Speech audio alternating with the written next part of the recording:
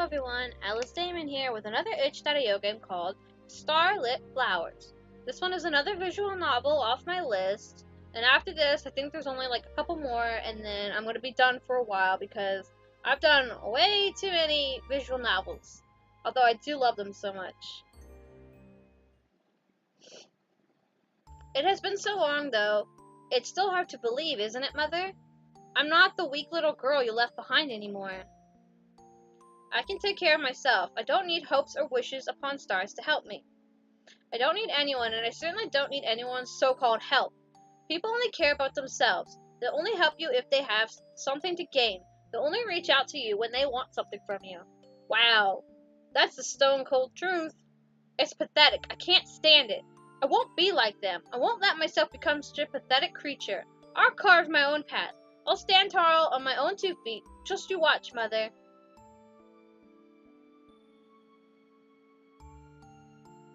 This is what goes through my mind as I walk through the dark, damp forest. I'll never admit it, but I'm a little afraid of the dark. Who is it? You never know what could be lurking in the shadows. It's on dark nights alone like this that I'm grateful for the stars that light up the night sky. They comfort me with their presence and remind me that I'm never truly alone. Although the stars haven't been my friends for a long time, not since the night you left, Mother. Nothing will ever change that, just as nothing will ever bring you back to me. I can't forgive, and I'll never forget. It is dark, and I have no light, though I manage to find my way through the trees. The leaves crunch under my feet with each step I take. The air is fresh, and it carries the smell of nature with it. It's a beautiful night, the perfect night for stargazing. I scowl, not feeling the need to indulge the stars with my oogling eyeballs. Don't they have enough attention? I'm sure there are plenty of people all over the world staring at them right now. We share the same sky, after all. Mother's words echo through my mind, bringing an old memory back to life with it. The stars are there wherever you go. Whether we see them or not doesn't matter, because they always see us and they're always watching over us. Is that really true? Yes, dear. Why would I lie to you? Does that mean the stars know when I'm picking my nose behind your back? Mother laughs. It's gentle and sweet. I certainly hope not. I'd like the stars to think you're more than just a cheeky nose-picking brat. Hey, I'm not a brat. Oh, really? Yes, really. Mother tickles me all over, and I give in laughing.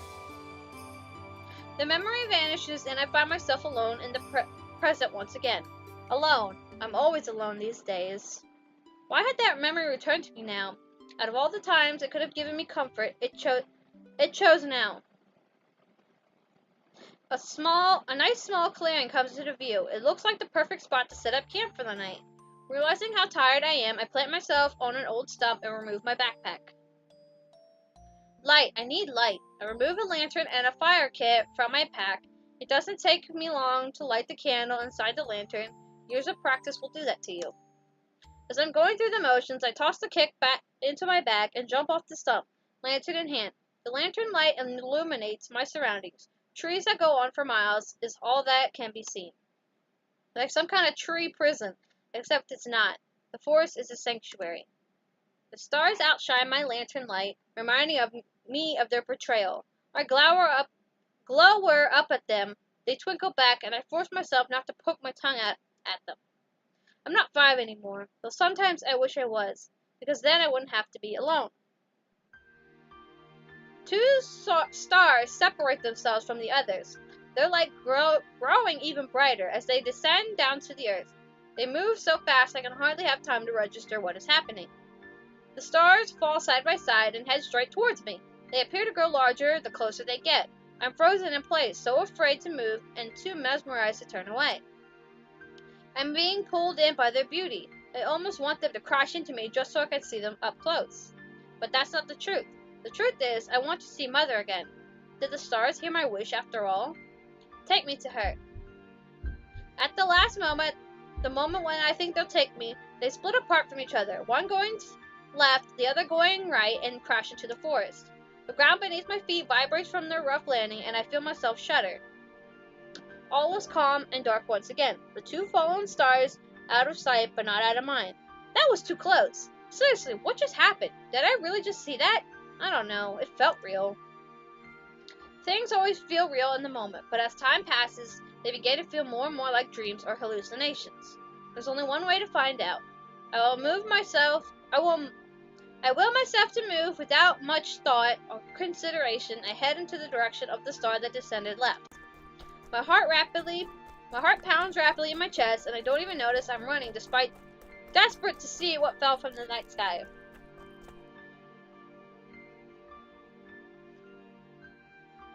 It's not long before I come across the crash site. It doesn't look like a crash site, but I'm certain this is where the star had fallen. Trees and bushes surround the area. Rocks and sticks and leaves cover the soil beneath my feet. There's nothing out of ordinary here. Well, that's boring. Maybe this is the wrong place. Perhaps the star is further along from here. I walk further and stop when my foot comes into contact with something that doesn't feel like a stick or a rock. My heart jumps in my chest. I step back and shine my lantern on the strange object. It's not an object, it's a girl. A strange girl with long white hair that curtains over her body. She appears unconscious and lays on her back, her eyes closed and her pink lips a straight line. Oh my gosh, is that the star but in a human form? The light from my lantern causes her dress to sparkle. It's made of fancy-looking blue fabric and shines bright in the dark forest. She doesn't look like she's from this world. She's too radiant.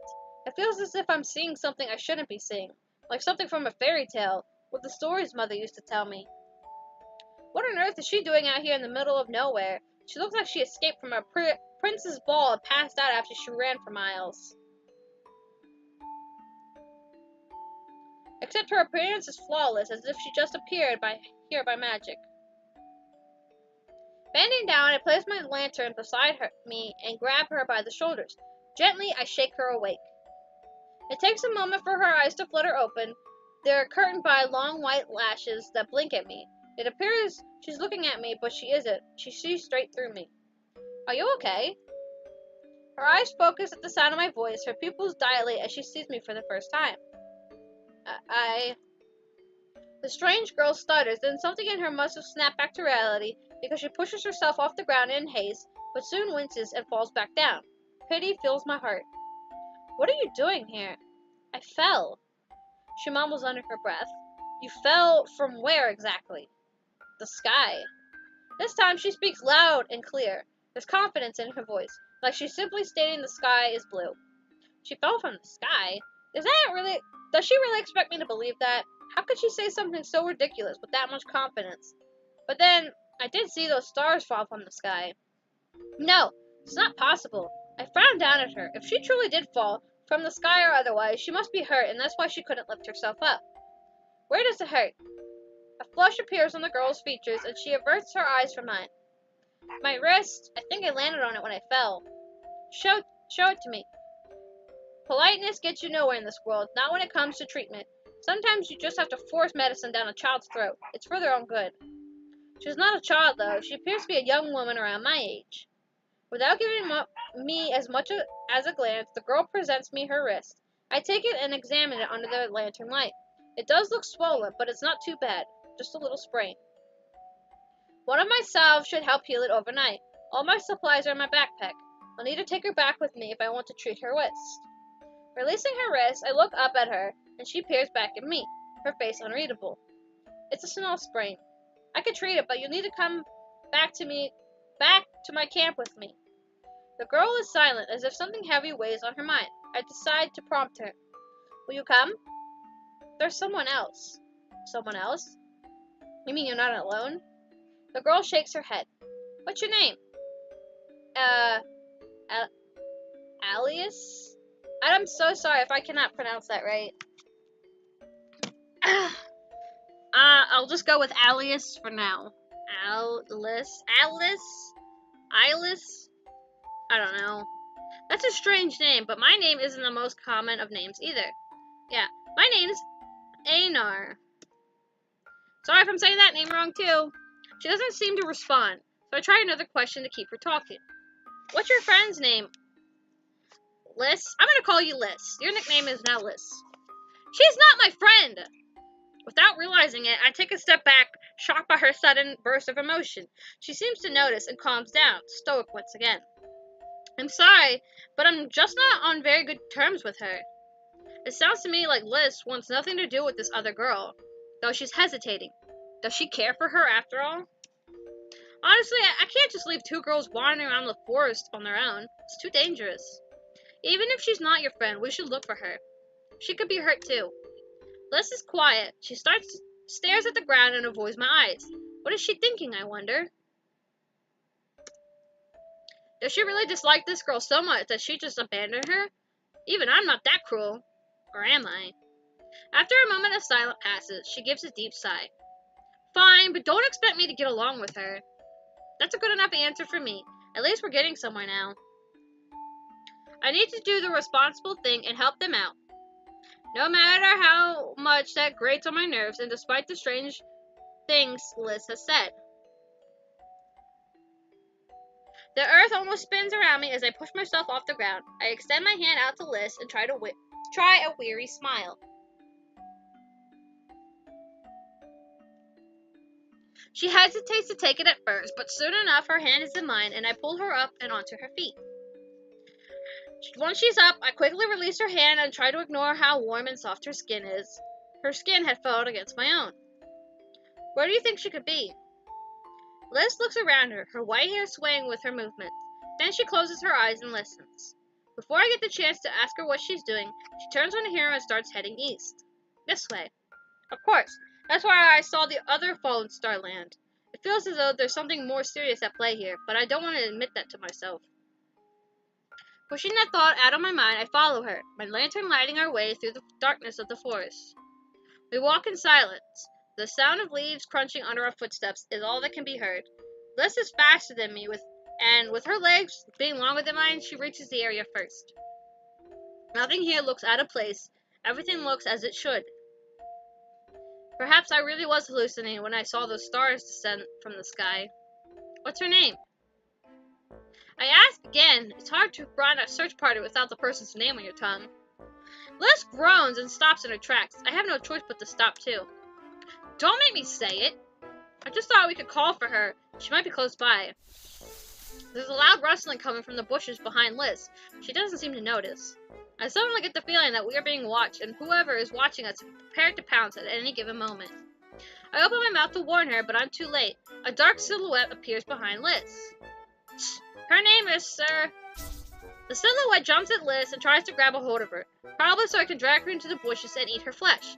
Fear takes over my body. I can't move. Ah! Liz bolts toward me and clings to me like a child would to their mother. In a panic, I direct my lantern towards the flesh-eating monster to reveal... Oh, you're so adorable! Cerise! Liz glares dagger at the flesh-eater. She calls it Cerise. I'm probably saying that wrong too, but that's as good as it's gonna get. It must be the girl Liz was talking about. It certainly looks like a girl, but not any ordinary girl. Ah, you never changed, Liz. You're always fun to scare.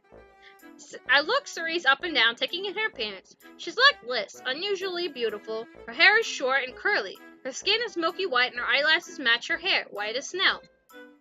She wears an expensive-looking dress. It looks to be made of the same silky fabric as Liz's, but in tones of pink and orange that sparkle vibrantly under my lantern light. Liz pulls away from me, and her absence makes me shiver as her body heat leaves me and the cold night air takes its place. And you're as impossible as I remember. Aw, did you miss me? Like heck I did. Liz mumbles under her breath. She seems to mumble a lot, but Cerise must be used to it because she understands her anyway. It's alright, I'm here now. Cerise tries to pull Liz into an embrace, but Liz shoves her away by the face. Don't touch me! Ugh, why are you being so difficult? I only want to hug you. Why don't you hug a tree instead? That's it. If you don't want to play nice, I won't either. The two glare at each other, resentment clear in their eyes. I don't know what their relationship is, but their attitude to one another is immature. They remind me of how two siblings at war with one another. Thank the stars I'm an only child. Hey! What? They both yell at me in unison, turning their attention toward me for the first time in the last few minutes. Their gazes are intense and their body language almost identical. Are you guys sisters? I can't help but crack a smile at the sight. Regaining my composure, I frown at the two of them, masking my amusement. Look, what are you two doing here in the forest? It seems to me like you're both lost. That's because we are lost, genius! Dang, you're so mean. Cerise, don't be rude. She can help us. If she has food, I'm all ears. I have a name. It's Einar. I also have food at the medical treatment. And the medical treatment Liz needs back at my camp. If you two would be so kind as to stop gasbagging and follow me, I'll gladly assist you. Wow, she sounds like old Boo-Boo. Boo-Boo who? A wise old woman for our kingdom. She's like a mother to the two of us. Maybe to you, Liz, but to me, she's a pain in the... Liz stomps on Cerise's foot. Ow! That's abuse! So is the sound of your voice. With a sigh, I turn on my heels and start heading to the direction of my campsite. Follow me, I say without turning back to them. They follow the sound of their footsteps, a strange comfort in the silence of the forest. I'm going to regret this, of all of it. Why hadn't I just forgotten about those fallen stars? Why hadn't I just set up camp and gone to sleep? Why hadn't I just dismissed it all as a dream, a hallucination, a trick of the light? I'll never know.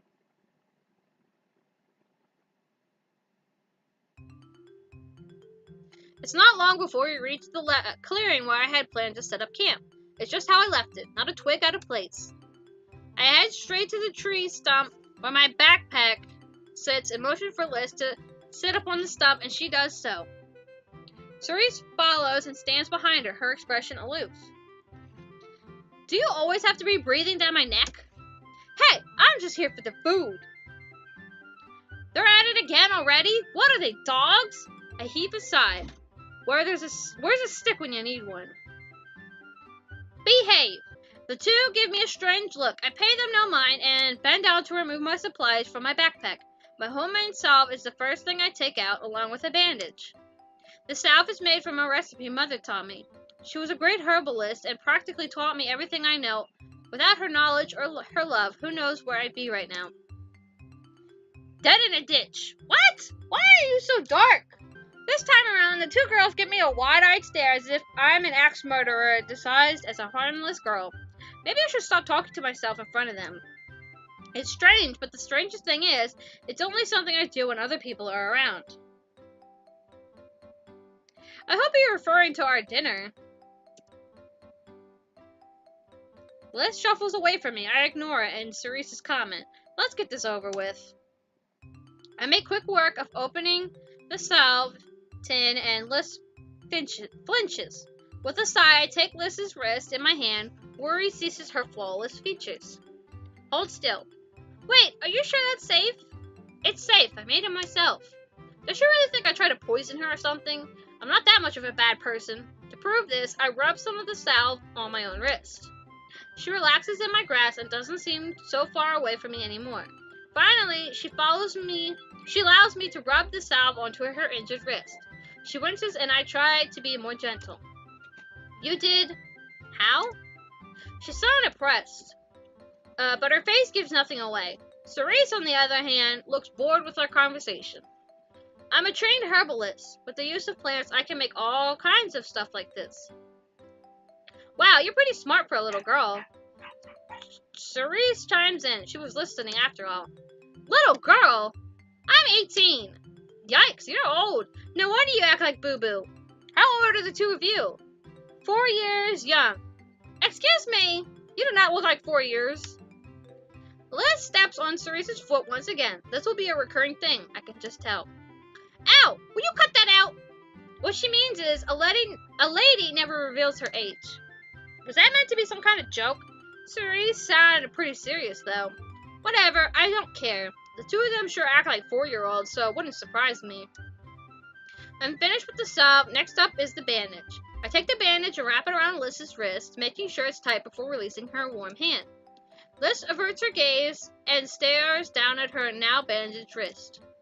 Take it easy and don't try anything reckless with it for a while. Thank you. My face flushes, and I give her a curt nod before turning my back to them. People thanking me usually causes me to feel some kind of small happiness. It's one of the things I love about being a herbalist, so this isn't unusual. But something feels different this time. I can't explain it. Now that that's done, where's the food? Glad for the change in subject, I ignore Cerise's bossiness and take out a bundle wrapped in cloth from my backpack. Cerise's eyes light up and she jumps at me like a hungry puppy dog. I put my hand out to stop her advancement. Wait! She pouts at me, but she takes a step back and I proceed to open the bundle. Inside the bundle is nothing but broken up bits of bread and cheese. It's all I brought with me from the last village I passed through. Cerise's excitement vanishes at the sight. She crosses her arms and pouts at me once again. You call this food? Oh, I'm sorry. Would you prefer bark and leaves instead? A small laugh erupts from Liz, surprising me for a moment. She has a nice laugh. Cerise's face goes bright red. She snatches some bread and cheese from my bundle, then walks away from me without another complaint. I offer Liz some with a wordless gesture, and she takes a modest piece of cheese. Thanks. With haste, I nod and turn away from her. Much like the first time, she thanked me. Ugh, why am I acting like this over something so small? Cerise takes a seat on the floor and grumpily stuffs her face with her portions of bread and cheese. Meanwhile, Liz stays put on the stump and takes graceful bites from her share. On the other hand, I decide to skip dinner. I'm already low on ration as it is, and will need something to eat tomorrow. Will? I'm already thinking like I'll be keeping them around. Next I'll be giving them pet names. Lissy and Cece. I think that's Cece. Yeah, Cece, kill me now. I didn't even think about calling her Lissy. Alright, from now on, your name is Lissy and your name is Cece. They still haven't gotten around to telling me why they're here in the first place. I decide to bring the topic up again. Anything to stop these strange thoughts. So tell me, what are you two doing in a place like this, dressed like that? I thought it was obvious. Cerise, don't say any more. The moon said, I know, but we may as well tell her, Liz. It's not like she'll believe us anyway. Humans don't believe in magic. Though they don't have to tell me. It's not like I really care. Though I can't help but wonder. What's any of this got to do with magic?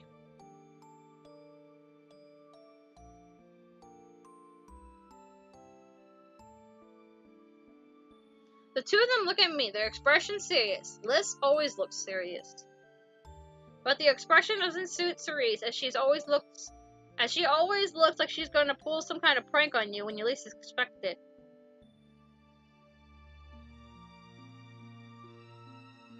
Liz sighs and looks defeated. She turns to me and takes a deep breath. We come from the night sky, which is our home. All those twinkling stars you see, that's our family. It's freaking huge, right? I bet you can't say you have over 1 billion siblings. Cerise looks proud of her interruption and Liz sends a glare her way. The moon sent us both here without our consent, but before that he told us we need to work together to find a human. But not just any human, a human that's our only chance of ever returning home. Long story short, we're trapped here until we can find the human the moon told us about. After their little explanation, the two of them looked at me, waiting for my reaction. A million questions run through my mind, but I can't make myself speak or believe any of them. This is ridiculous. I should have half the mind to pack up all my things and leave them behind, to forget this whole thing ever happened right now. Every bone in my body tells me to do so, but I don't. Instead, I look at them, really look at them. They don't look normal. In fact, I've never seen anyone who looks like them in my entire life. They look like they jumped out of a fairy tale. Perhaps they did. The sky, the moon, stars for siblings, they must be joking, and it ain't funny. Of course I don't believe them, but that doesn't stop me from being curious. I'll just play along for now and see what happens. Taking a deep breath, I look them in the eyes. Okay, let's say I believe you. Why are you telling me, and what do you expect me to do about it? Of course, I know I'm the one who asked them, but they didn't have to tell me. They could have lied and said they come from the last village and got lost in the forest. So they must be telling me this wild story because they want my help. Or are they suggesting I'm the one they're looking for? Well, you're a human, obviously. You must know where all the other humans around here are hiding. Because as far as I could tell, you're the only one in this dump. Cerise! What my idiot accomplice meant to say is, we need your help. Of course, they wouldn't even be here if they didn't need anything from me. They wouldn't even want to know me. It's no secret that people are only interested in themselves and their own problems. In the end, it's not like I even want them hanging around me. The faster I get rid of them, the better. You're right. You won't find anyone else around here. If you want to find more people, you'll have to travel to the town up ahead. That's where I'm heading. That's perfect. You'll take us with you, right? It looks like I don't have much of a choice. You're not so bad for a tiny human. Cerise ruffles my hair and I slap her hand away. She only smiles in response, and I feel like slapping her again just to knock the smile off her face. You're definitely my favorite! Thank you, Einar. Liz sends a warm smile my way, causing my face to flush. It's nothing. Let's get some sleep for now. We'll head out in the morning. Okay. You guys are so sweet.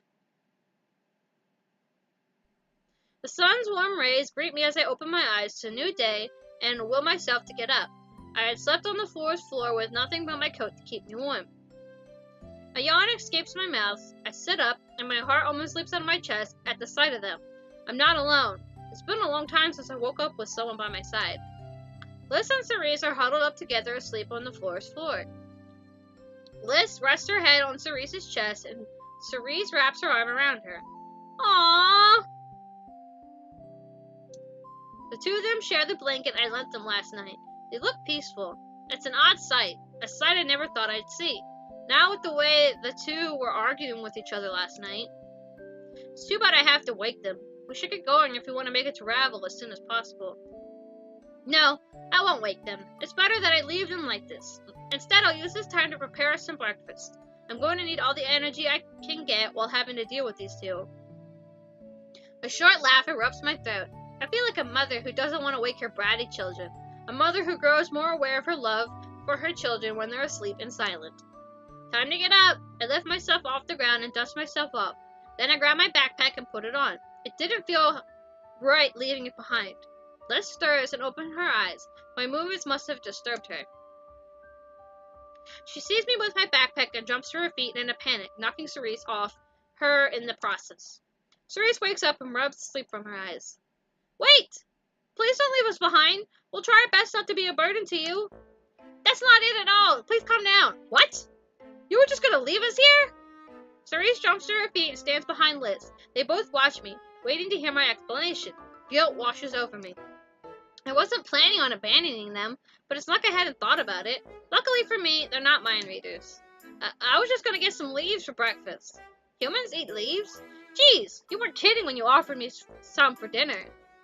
Why do they keep referring to me as a human?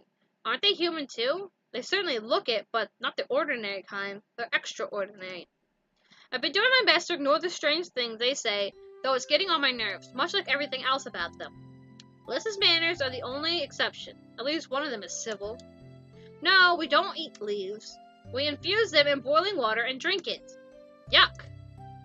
Oh, that sounds interesting. I'd like to try it. A smile appears on my lips for Liz. I don't know why. Perhaps I'm trying to reassure her that I'm not going to abandon them. Last night I said I'd help, even though their story was out of this world. That wasn't a lie. Liz gives me a shy smile in return, making me flush. Why does she have this effect on me? Let's go. The tea will make itself.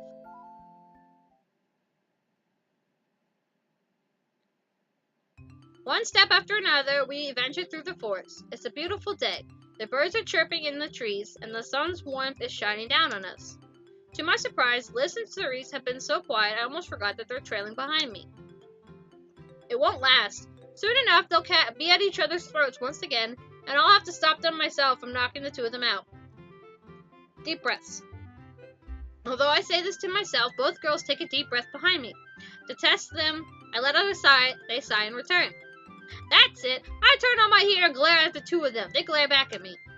What are you doing? Nothing. What's with them? They're 4-year-olds indeed. I turn my back on them once again and ignore their childish antics. It's not long until I finally spot what I'm looking for. A medium-sized tree with a star-shaped leaf stands just up ahead of us. This tree reminds me of Mother and the time we spent together. Mother and I would always gather leaves and make tea together.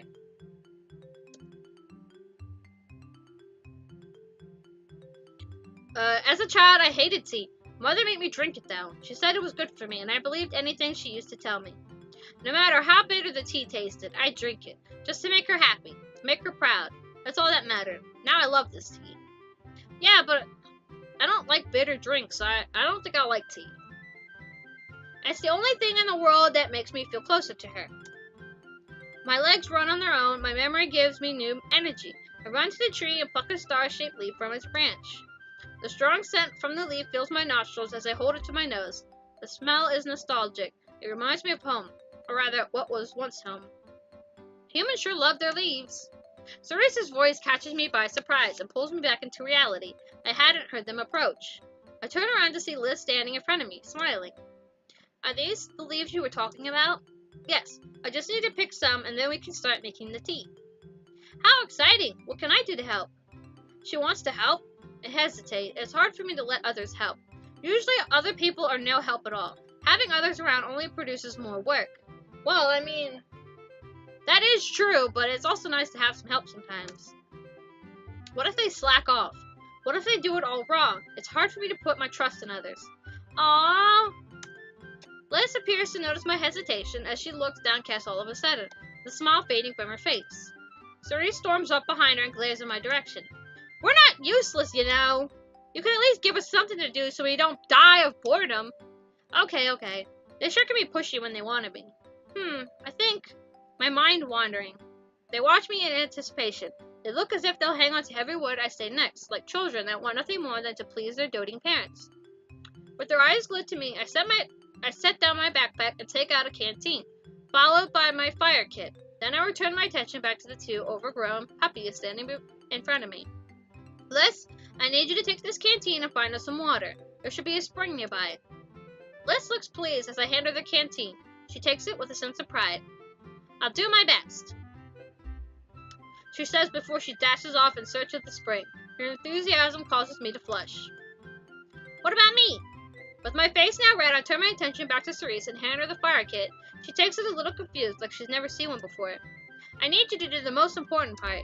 I need you to build a fire. Cerise's eyes light up with determination. Easy peasy. You're asking the right girl. Before I can say another word, she runs off, the fire kit in hand. I assume she's going to find some kindling for the fire. With the two of them gone, I return to picking the leaves from the tree and place each leaf in my coat pocket with care. Time passes as I'm swept up in the nostalgia of my mundane task. My left coat pocket is filled with leaves by the time I stop and return to real time. I think I picked too many, but extra tea is never a bad thing. Cerise and Liz still haven't returned. I wonder where they are. Maybe they got into trouble, or maybe they got lost again. What if? My thoughts halt and I pull myself together. Why am I so worried? They said they could take care of themselves, but I don't think I believe them. They need someone to guide them. Maybe I should. The sound of rustling bushes fill my ears. I expect to see some kind of wild animal jump out of it, or perhaps Cerise. Instead, it's Liz who appears from the bush. She holds my canteen with a proud look on her face. Cerise follows just behind her, holding kindling in hand, so it wasn't too far off the mark. I smile. It appears they can handle themselves after all. Oh, I'm proud of you girls. The three of us spend the rest of the morning preparing breakfast. Cerise builds the fire on her own and gets a little too into it. Heck yes! Nice! Show off. Once the fire is lit, I take out 2 metal bowls from my backpack and place them beside the fire. Liz watches me, curiosity in her eyes. I wait for her to come closer, and she does so. You can pour the water into this bowl. Liz nods and opens the canteen. She then pours the water into the metal bowl. Cerise hovers over us to watch the two of us at work. Nice, now we add the leaves. The leaves crumple a little as I take them from my coat pocket and add them to the bowl. They float a little, and I try to push them down into the water with my fingers. What now? Now we boil the water and let the leaves infuse. The fire is only small, and I place the bowl over it, and now it sits atop the burning kindling. It should only take a few short moments to boil. Liz and Cerise watch the bowl as if they're waiting for something magical to happen. It almost makes me want to laugh out loud. I don't know what they're expecting, but it's nothing special. Soon enough, the water boils, and I remove it from the fire, being careful not to burn myself. Then I place it beside the empty bowl for the moment. While it cools, I place a piece of cloth over the empty bowl and pour the boiled water over the cloth. The cloth catches all the leaves, and the water enters the bowl beneath it. Finally, I take the cloth off the bowl, and inside is now a hot green tea. Wow, it's like magic! Liz looks truly impressed. It's rather cute. It's nothing special. Cerise grumbles and crosses her arms at the sight. Yeah, it is nothing special, just like the food you fed us last night. Cerise, stop being a grouch. Cerise's comment doesn't change a thing. I take 3 cups from my backpack as well as the bundle from last night and pour our tea equally into the cups. Then I open the bundle and reveal what's left of my rations. Okay, breakfast time. Eat as much as you want and drink your tea. It'll give you strength for the journey ahead. A smile creeps on my face. I can't help it as I sound so much like Mother right now. What would she think if she knew? She makes it sound like she's giving us a feast. Liz and Cerise give me a look of masked appreciation before they each take a cup and some bread and cheese. With a little too much excitement, I take my own share. The cup feels warm in my hands. I hold it to my lips and take a sip of the fresh tea. The liquid is hot in my mouth, but it comforts me. It tastes just like how I remember it. Bitter yet sweet with the memories of my mother. Will the others like it? It only takes a glance to see that Cerise is too busy stuffing her face to bother with the tea. Liz, on the other hand, holds her cup with 2 hands and gracefully lifts it to her pink lips. She takes a sip, and I can see by her expression that she doesn't like the taste. She notices me, watches, and forces a smile. It's different. With a smile, I go to tell her she doesn't have to force herself, but a loud squawking pierces my ear as a bird of some kind flies over us. Soon after, Liz shrieks fill the forest, sending more birds fluttering out of the trees and away from the commotion. She jumps to her feet, spilling her cup of tea on the floor in the process. Ew! It pooped on me! That bird pooped on me! Her eyes tear up and she looks like she's about to cry.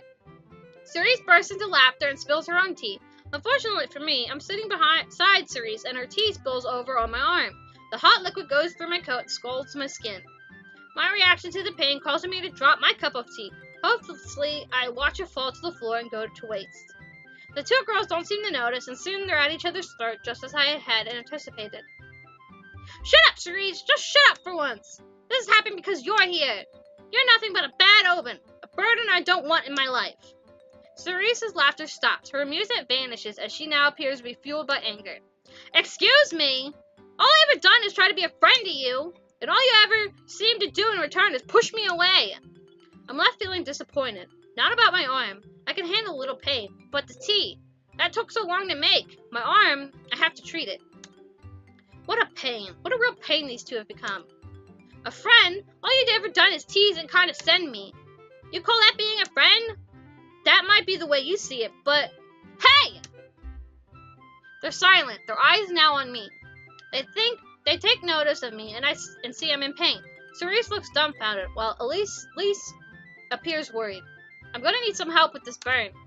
Oh my goodness! Liz doesn't waste any time. She rushes over to my backpack and takes out a salve. It's the same one I used on her earlier. She takes a clean bandage and comes over to my side. While Liz opens the salve and puts on some on her index finger, I roll up my sleeve, exposing the red flesh underneath.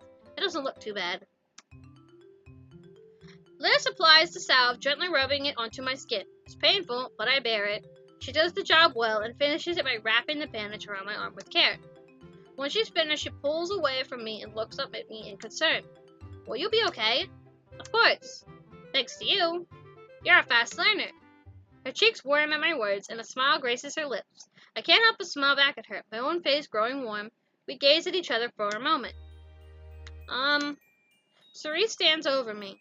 I have to strain my neck to look up at her. There's a look of guilt on her face, on her once smiling face. Cerise rubs the back of her neck in an awkward silence as I wait for him to speak. Liz gives her a little impatient nudge with her elbow. I'm sorry. I was careless. In this moment, Cerise reminds me of a child apologizing just so she doesn't get scolded. But I know that's not true. There's feeling in her apology. She didn't mean it, no matter how much of a pain she's been up till now. What is this? Am I starting to grow a soft spot for her? You're always careless. Piss off. Or should I say, crap off?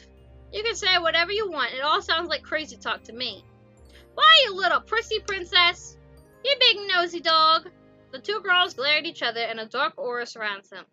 The only thing I can seem to think is how much they act like children.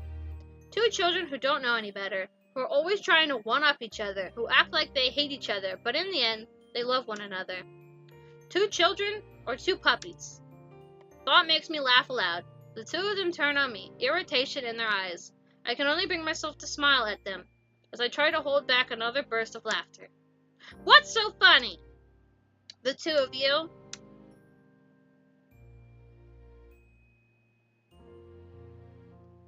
After that little incident, the three of us ate in an awkward silence before we packed up our things and traveled further into the forest. So much for breakfast. We've been walking for some time now, and I figured that both Liz and Cerise are tired.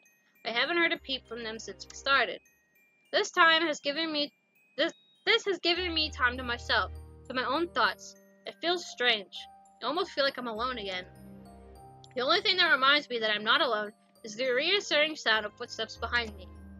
Even so, I look over my shoulder every now and then to see if they're still following me, and sure enough, they're still there, trailing behind me like two lost pups. A smile forms on my face at the thought. What's wrong with me? Why do I keep smiling today? Is it because of them I could smile again? Yes, it's their fault. They made me laugh too. I can't remember the last time anything made me laugh. It was nice. Mother, I wonder what she'd think of them. She'd like them. She always wanted a pet dog. But how about two? What do you say, Mother?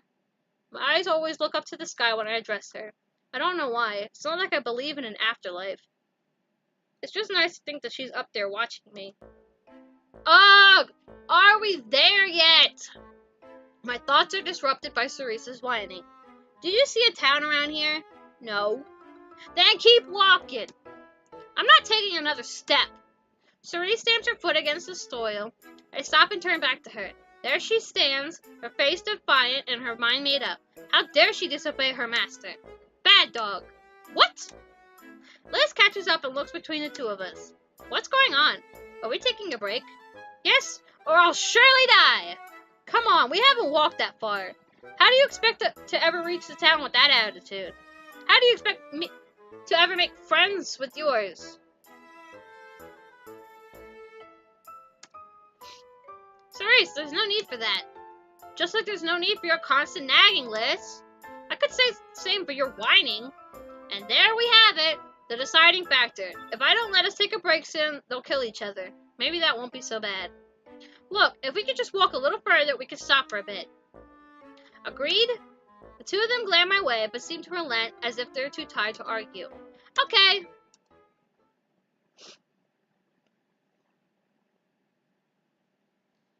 A flower field stretches out before us. Its flowers white, purple, and pink. The grass is bright green, and the sky is multicolored. And it looks so freaking amazing right now. Stars peek out and greet us, even though it's still daylight. It truly is beautiful. A sanctuary. Wow, it's beautiful. You could say that again.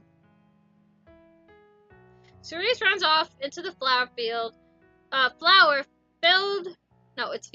and drives into the flowers. Liz chases after her and follows her lead. They both lay in the grass and stare up at the starry sky. A shady tree sits on the outskirts of the field.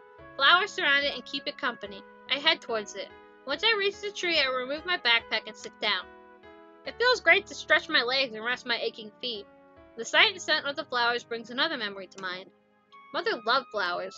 She used to take me into the forest each day to teach me about plants. Whenever we walked by some flowers, she'd pick one and lovingly braid it into my hair. How I missed those days. How I wish I could go back. Mother. A white flower catches my eye. I pluck it from the soil, and with gentle movements, I braid it into my hair. Oh, it looks so good! It's Mother I think of as I do this. I try to pretend it's her doing, but of course, it doesn't fool me. No one could ever replace her or do the things she did. Hey, that looks pretty! Cerise towers over me with a grin on her face. Bits of grass stick to her dress, and her hair is a tangled mess. Can you put some in my hair? She doesn't realize she's asking me to share something personal. It's like the tea all over again. A scowl crosses my features as I pretend to be annoyed, but honestly, I feel happy right now. I feel closer to Mother. Sure, sit down. Cerise's face lights up and she bounces up and down before she takes a seat on the grass before me. Yay, I want pink ones, okay? Okay, I'll try my best. It's so cute! With care, I pluck some pink flowers from nearby and kneel beside Cerise. Then I start to braid each flower into her hair. Her hair is short and curly, but holds the flowers in place. It feels soft and fluffy, how I imagine a cloud to feel. Cerise giggles and moves about as I do this. Stop that! I'm sorry, it just tickles. It tickles? Yes, when you touch my hair. Should I stop? No, it's fine. Okay. She continues to giggle and I continue to braid until all the flowers have been placed in her hair. All done. Oh, it looks good. Cerise bounces up and onto her feet. She spins around. The sunlight catches the sparkles on her dress. Her cheeks are flushed pink and her pretty lips pull into a smile. She's beautiful. How do I look? Nice. Cerise looks happy enough with this mediocre response, and I can't help but blush. You look cute, too. Cute! My face feels too hot. My stomach is filled with butterflies. I can't respond, and she doesn't give me the chance to. Cerise bounds off back into the flower field. Bliss passes her and comes over to me, purple flowers in hand. Can you please do my hair too? Yay! Let's have a braiding party! Her question is mumbled and accompanied by a shy smile. Sure, take a seat. Bliss smiles, hands me the flower she picked, and sits in front of me just as Cerise had. Her closeness makes me feel nervous, and my hands start to shake. Her hair looks so delicate, I'm too embarrassed to touch it, but she's asking me to. She's giving me permission. It looks so good! With that in mind, I try to control my shaking hands as I take the flushed flower and grab a lock of her long hair. It feels just like Cerise's, soft and cloudy. There's a nice scent coming off her too. She smells like lavender. Unlike Cerise, Liz doesn't fidget and giggle when I braid the flowers through her hair. She stays put and patiently waits for me to finish. This is nice, she says, breaking the companionable silence between us. Yes, is all I can make myself say. Though I want to say more, there's so much I still don't know about her and Cerise. But I can't. It's better to stay ignorant and blissful than discover the painful or terrifying truth. Besides, it's not like I care, right? There's one last flower, and I braid it into her hair with haste. I have to end this before I ask something stupid. It's all finished. Oh, it looks so nice. Liz stands up and looks down at me. Thank you. She beams as she plays with her newly braided hair. My heart flutters at the sight, but I meet her gaze. The purple flowers in her hair only enhance her beauty and make her eyes pop. You're welcome. I'm reminded once again by how different the two girls are. I don't even get a thank you from Cerise, just a fashion show. How did the two of them know each other anyway? Surely they're not friends. Sisters, perhaps? Maybe even cousins. Einar. Bliss's voice brings me back to the present moment. She's still looking down at me, but this time her face is more serious. I push myself off the ground and face her. What do you think of Cerise? Cerise? Yeah. Why would she ask me that? I'm an honest person, so I'll answer her. Well, I haven't known her for long. She's bossy and at times a pain. But you could tell that deep down she's a caring person. I think you're right. Huh? It's nothing. Come on, let's go join her. Liz runs over to Cerise and I follow her.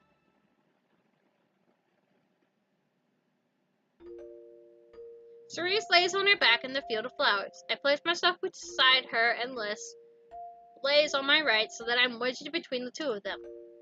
Three of us gaze up at the stars in silence. To my astonishment, I'm the one who breaks it. You're home. What's it like? Cerise is the first to answer. It's great! We live in a big kingdom with all our brothers and sisters. Life never gets lonely, and the moon is always kind to us. I don't like it so much. It's too crowded, and there's too many noises. My brothers and sisters aren't nice to me either. That's because you're a buzzkill, Liz. You don't even try. That's not true. If I don't say something now, things will escalate. We better get going. The sun will go down in a few hours. The two nod, but I can tell their thoughts are somewhere else, and I bet it has to do with their home. They live in a big kingdom ruled by the moon, huh? That sounds familiar to me somehow, like something from a fairy tale.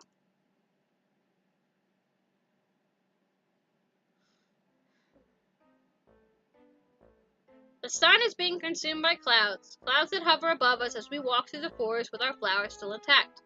I'm impressed with the progress we've made. We must be halfway by now. There's a silence between the three of us now that won't last. I just know it'll be broken in a second now. Protein! And there you have it, ladies and gentlemen. Cerise complains once again, stopping the three young women from reaching their destination. What? I'm starving. I need protein. Cerise, we just had breakfast. That was hours ago. Don't act like you're not hungry either. Fine, I admit I'm feeling peckish. Peckish? What are you, a bird? Protein, what are you, a musclehead? Cerise is right. Breakfast was hours ago. I'm surprised she didn't complain of hunger a lot earlier. I'm hungry too, I realize, but we ate the last of my rations already. Providing food for other people is hard. How do parents do it? Cerise grabs my arms and stops me from walking any further. I look into her eyes and she gives me a pleading look. Come on, Einar. Can't you spare some food? There's no food left. They both look like they might throw a tantrum or go into hysterics if I don't say something quick. Don't worry, there's food all around us. Liz's eyes grow wide at my words, and Cerise's nose crinkles in disgust. I don't want to kill any animals, and I don't want to eat any leaves. A short laugh escapes my throat. I can't help it. These two are just so clueless. At first I thought it was a real pain, but now I'm starting to think it's kind of cute. That's not what I meant. What is it then? Are you gonna make us lick moss off of rocks? Very funny, Cerise. I try. You'll see what I mean soon enough. Follow me. Before they can argue on another word, I start to walk and scan the plant life around us. Mother taught me how to scavenge for berries and other edible plants when I was very young. It's very easy to make a mistake and eat something toxic or use the wrong plant for a medicine. Only with years of training have I been able to avoid such deadly mistakes. She's searching for mossy rocks. Just know it. You know nothing. A know-it-all, aren't you? I guess that's why you think you're too good for everyone else. I said it once and I'll say it again. You don't know anything. You're just proving my point with that snobbish attitude of yours. Being snobbish is better than being a slob. Feeling at my wit's end with two of them, I go to turn around and tell them to cut it out when I see it. What I'm looking for. It makes me stop in my tracks. I stare at it, taking in the side of it. It's a large mulberry tree covered in red, green, and purple berries that look very appealing.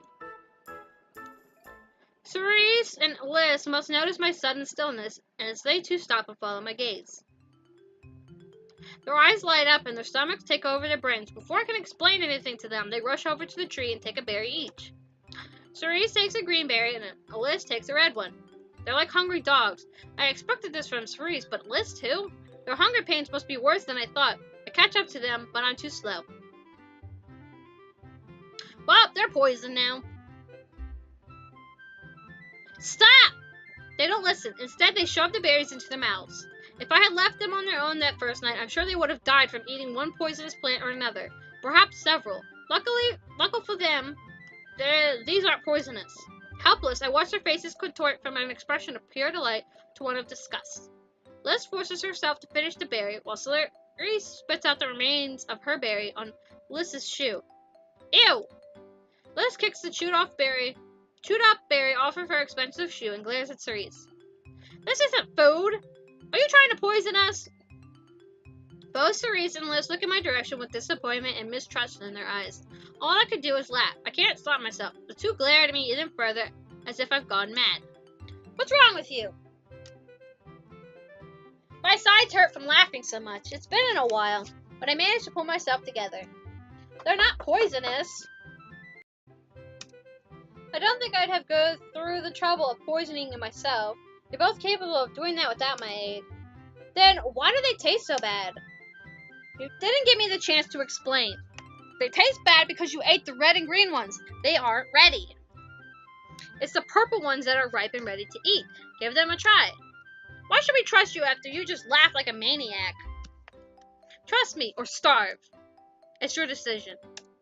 Cerise hesitates, though Liz seems to put her trust back into me as she picks a ripe purple mulberry from the tree and bites into it. Purple juice escapes from the berry and stains her dainty fingers. This is so good! Cerise seems to take Liz's word for it after seeing her try the tea earlier. I can tell she means it this time and follows suit. She picks her own purple berry and pops it into her mouth. Her face lights up, purple juice staining the corner of her mouth. Then she eats another and another, only stopping for a moment to speak. You're right, Einar! These purple ones taste awesome! Better than moss! Of course I'm right. I'm a herbalist after all.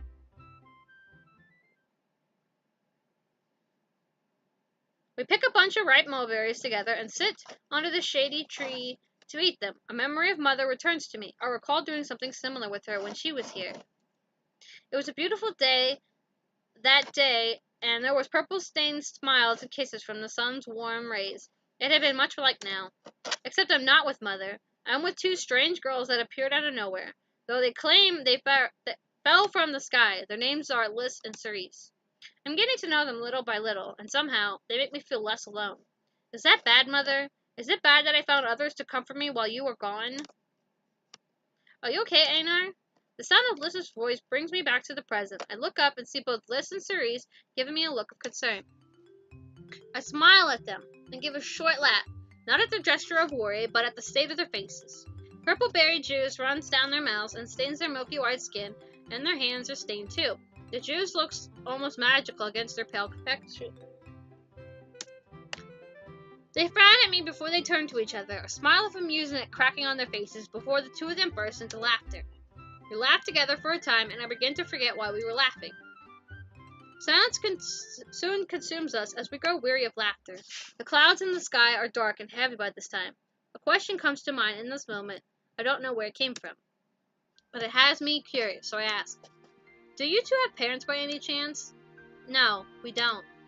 But the moon is like a father to us, and old Boo-Boo acts as our mother. Oh, I'm sorry. It was a bad topic to bring up. One I don't like to talk about for various reasons. I'm sure they don't want to speak of it either. Don't be. It's not like they were dead or anything, just non-existent. We aren't born the same way humans are, so we don't have or need parents. There they go with the "we're not human" bullcrap. Are they trying to mock me? Well, lucky for you. The venom in my voice is as clear as day, and they must hear it. Einar, did something happen to your pair? You know nothing. Don't act like you know what it's like. The previous mood had been ruined, and a suffocating silence surrounds us. It takes all my strength to resist the urge to scream, to lash out, to wish they'd just disappear. Mother, I miss you. Come back to me. You shouldn't take it out on them. It's not their fault. When I think things can't get any worse, it starts to rain, and the storm comes out of nowhere. One minute we're sitting under the cloudy sky, and the next we're running through the forest to escape the rain. The rain is heavy and relentless. It soaks us to the bone and pulls the now sodden flowers out of our hair. We have to find shelter. The three of us will not get sick or worse if we stay out in the storm. Liz and Cerise follow me without question. To be honest, I don't know where we're going either. It's hard to see through this rain. We haven't been walking for long, but I'm afraid we may not be able to escape the rain's wrath. Where are we going? Just follow me. There should be a shelter up ahead. You don't know where you're going, do you? She wasn't even asking me a question, so I don't answer. All I can do is push forward and hope for the best. The first crack of thunder booms above us. Liz screams and starts to panic. I can't do this! I have to get away from here! Liz, calm down, it's okay! No, it's not! Einar doesn't even know where we're going! She could lead us off the edge of a cliff for all we know. You're overreacting.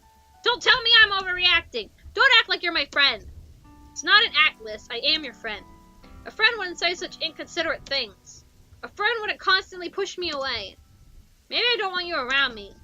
Maybe I don't want you around me anymore either. No one wants you around, Liz. Cerise! Don't say that! You know why?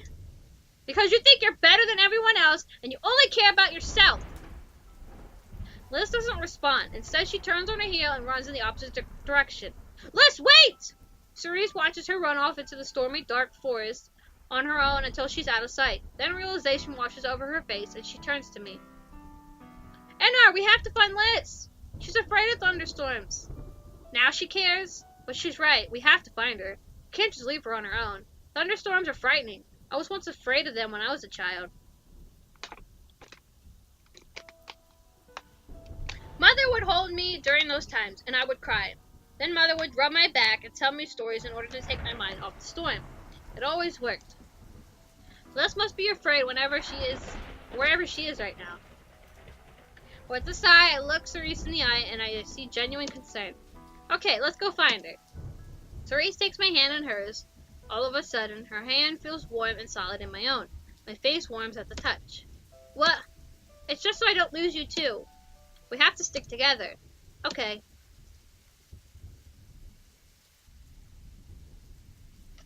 Cerise can be mature when she wants to be. She leads me through the forest in the direction that Liz ran in. And we run hand in hand and call out for Liz.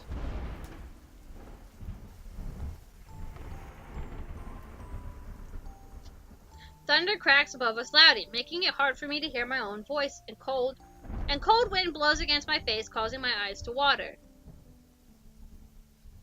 I'm not sure how long we've been doing this for, but time passes and it feels like forever. Cerise stops all of a sudden and pulls me to a halt beside her.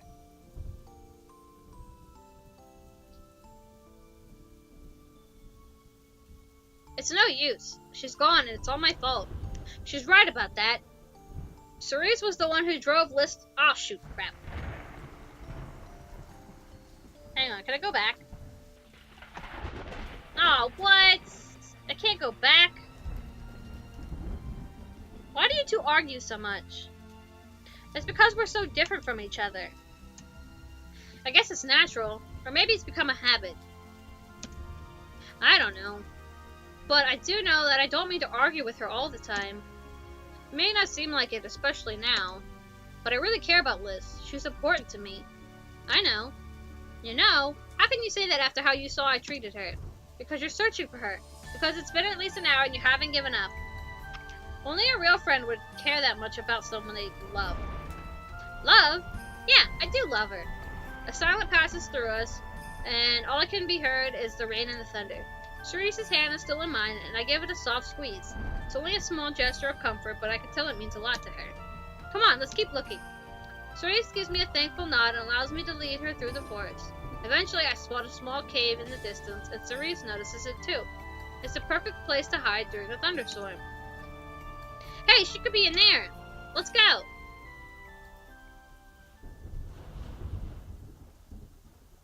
The two of us run over to the cave as fast as we can. We enter, certain we'll find Liz inside. The cave is dark and cold. I can't see a thing. Liz? There's no response. A loud rumble of thunder strikes through the air and causes the cave to tremble beneath my feet. Liz's familiar screams fill my ears, and I see her running towards me when a flash of lightning touches the cave. Liz runs straight into me and buries her head against my chest. She sobs, and I try to comfort her by stroking her back, just as my mother did for me all those years ago. Liz, it's okay. Another rumble of thunder fills the cave, and this time Cerise clings onto me. She holds onto my free arm, hugging it against her chest. At first I thought she was joking, but she seems genuinely afraid. This must be an odd sight. A small girl with two young women hanging onto her for protection. They really are children. Let's sit down. They respond by pulling away from me so I can move. I lead the two of them to the back of the cave and sit down, my back against the wall. The two of them sit on either side of me and rest their heads on both my shoulders. Liz is still sobbing a little on my left, but she has calmed down. Cerise, on the other hand, she's too sullen to be her usual fiery self. The thunderstorm is still going on outside, and it causes the cave to tremble every so often. At least it's dry in here and safe enough to sleep here for the night. We're lucky that Liz found this cave. A story. I'll tell them a story. One of the stories Mother used to tell me. The one about the first star, Irina. It used to be my favorite one as Mother named me after the first star. My name is actually an anagram of Irina. Really? Whenever I was afraid or upset, I'd ask her to tell me it to me, and she always did. It's one of my fondest memories of her.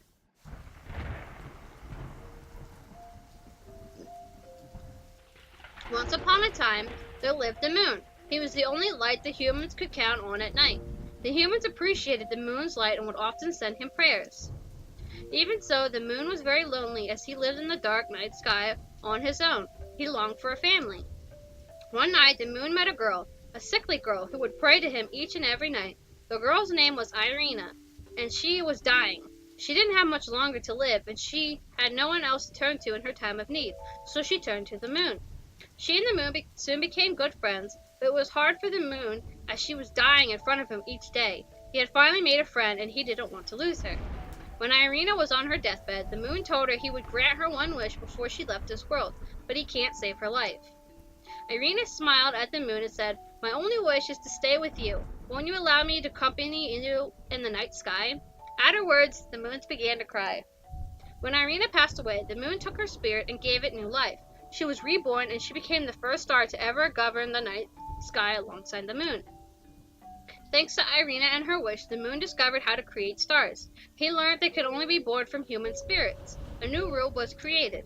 In return for the moon's life, whenever a human dies, their spirit shall give birth to a newborn star, and that star shall shine bright in the night sky and keep the moon company. Ever since that day, Irina and the moon have lived in harmony with the stars, and the moon was never lonely again. The end. With the last words of the story said, I let out a sad, nostalgic breath. Ailis and Cerise have fallen asleep.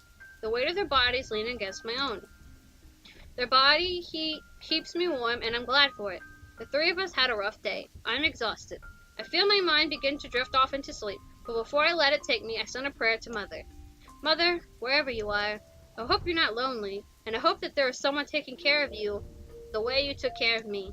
I'm sorry. I can never thank or repay you for what you've done for me. Aww, that's so sad. The chirping of birds is the first thing I hear as I open my eyes to the sunlit cave. I'm alone. Ailis and Cerise are no longer by my side. Have they left me? The thought sends me into a panic. I rub the sleep out of my eyes and look around the cave. My heart only steadies when the sight of them together enters my view. They sit at the entrance of the cave, their backs turned to me. It's strange seeing them so close to each other, and so quiet too. It feels wrong watching them like this. I feel like I should say something, let them know I'm awake, but I don't want to disturb them. It seems as though something important is about to take place between them, so I wait, and it isn't long before Cerise breaks the silence. Les, I'm sorry. I know I haven't treated you fairly as of late. I've only been thinking of myself. I don't know how to feel about any of this. I guess you're right about me. I really am inconsiderate. Cerise, I'm afraid of thunder too, you know. I never wanted you to find out, because I have to be the brave one when you're afraid. Now you know the truth. I'm nothing but a selfish coward. Liz tears up at this point, but Cerise doesn't. She smiles at Liz. It's okay to be afraid, Cerise. You don't have to pretend, especially not for me. I have mistreated you too. I'm sorry. You may be inconsiderate, though you've always been there for me, and it means a lot. But ever since I burnt all your stuffed animals, yes, ever since then I've been pushing you away. Why? They were just stuffed animals. No, they were my friends, and you took them from me. I'm your friend too, and you were spending more time with them than you did with me. I only burnt them because I wanted you to make some real friends. Cerise, you are my friend. No matter what, we'll always be friends. Besides, you don't need to worry. I've already made a new friend. Me too. The two of them turned to me in this moment, as if they knew I was listening all along. To mask my happiness, I scowl at them and try to act annoyed. They both beam at me, and before I get a chance to respond, they pounce on me and pull me into an embrace. Their warmth presses into me, and I return the gesture, wrapping my arms around the two of them. It feels nice to be hugged like this. It's been too long. I'm glad you're finally getting along.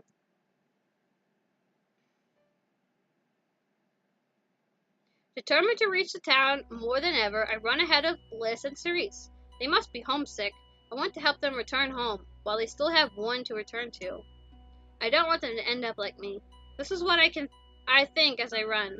I have to help them however I can. Hey! Wait up, Einar! The two of them chase after me, but I don't plan on stopping or slowing down. Not until I can hear the sound of rushing water nearby. I stop in place, and Cerise runs into the back of me. Ow! Are you crazy? Do you hear that? Liz crouches up to us and hears my question. Hear what? Listen.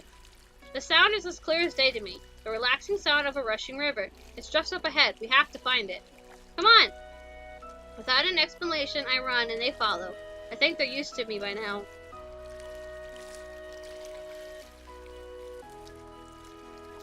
It's not long until I find myself standing in front of a beautiful, shallow river.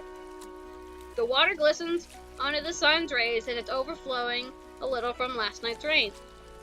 Rivers are a blessing on hot days like this. It feels amazing just to be able to stick your aching feet into the cool water. Yes, water!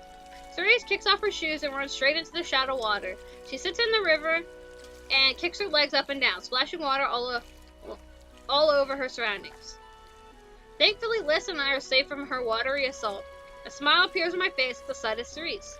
Her reaction is just how I expect a child's to be. How lovely. Oh, how lovely. Liz says this with a frown.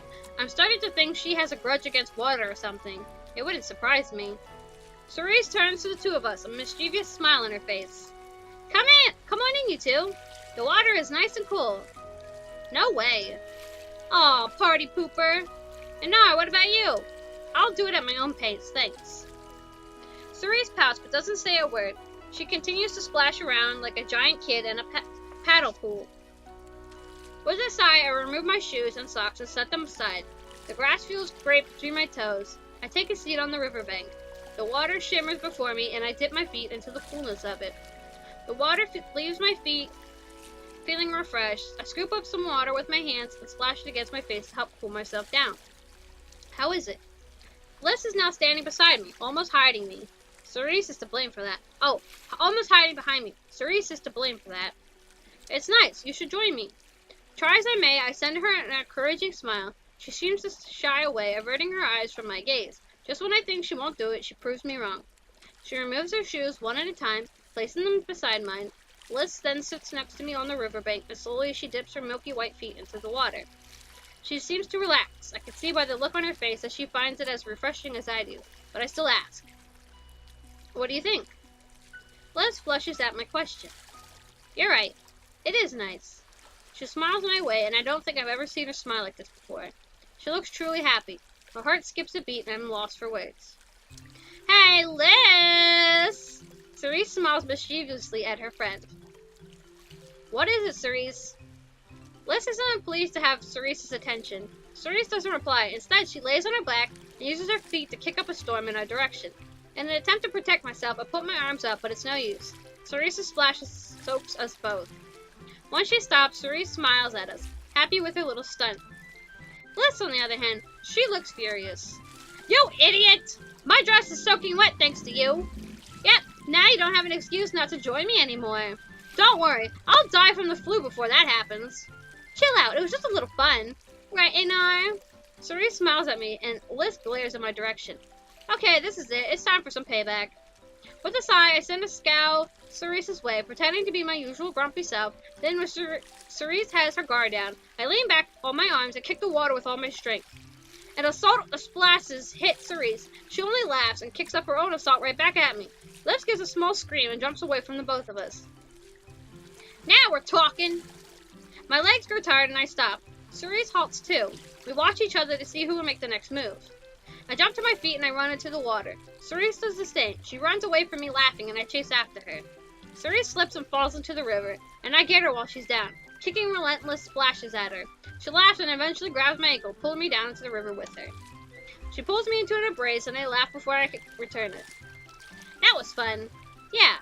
My face warms at the smile she's giving me. We release each other and jump to our feet. Liz is still standing on the riverbank watching us, a sullen expression on her face. I wave at her. Come and join us. Yeah, Liz, come on.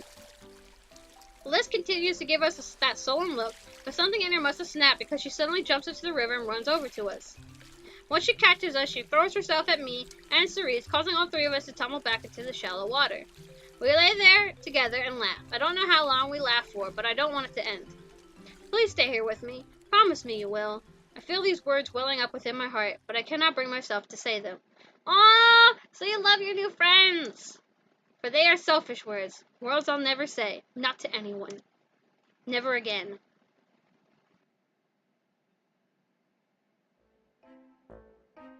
trail of water follows us through the forest as we leave the river and continue our journey. Our clothes have been soaked but are starting to dry under the sun's rays. My hair is in damp tangles and sticks to my face. Meanwhile, Liz and Cerise's hair is already dry, as if by magic. How much longer? It's too hot to endure Cerise's whining, but I do it anyway. Not before I wipe the sweat from my forehead and heave a sigh. This must be what the 100th time she's asked. Just a little farther. That's an understatement. We've got at least another 2 hours to go. We'll be faster on horseback. Too bad I don't own a horse. I wonder how these two get anywhere back where they live. Perhaps they have servants piggyback them all over town. Pampered poodles. That's what you said an hour ago. Then stop asking me the same question. You only get the same response. Have fun talking to yourself. Cerise pokes her tongue at me, and I give her a signature scowl in return. Geez, when will she stop acting like such a child? Liz, on the other hand, I haven't heard a single complaint from her. Unless it has something to do with water or Cerise. Grow up, Cerise. We'll get there when we get there. To my surprise, Cerise doesn't respond. Instead, she grumbles and picks up the pace. She doesn't stop until she's miles ahead of us. Then she turns and calls out to me and Liz. Come on, slowpokes! What are you two, old women? Is this her way of exacting revenge? If so, I can only smile at her immaturity, which I'm beginning to see as a charming quality of hers.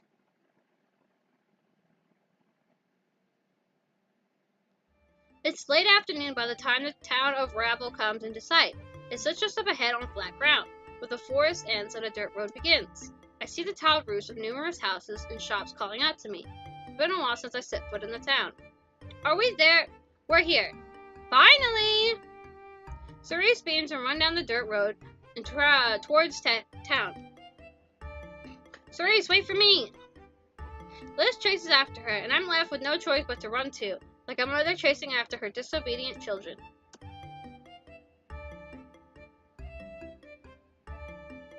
This town looks nice. By the time I've caught up to them, they're already entered town. I enter a moment later and spot the two of them standing not too far from the entrance.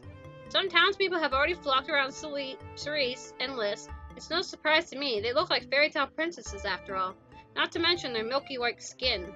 Most of the people who lived here tend to have darker skin like me. They stand out big time, but me, I blend right in. My feet carry me towards them, but I can't reach them through the crowd.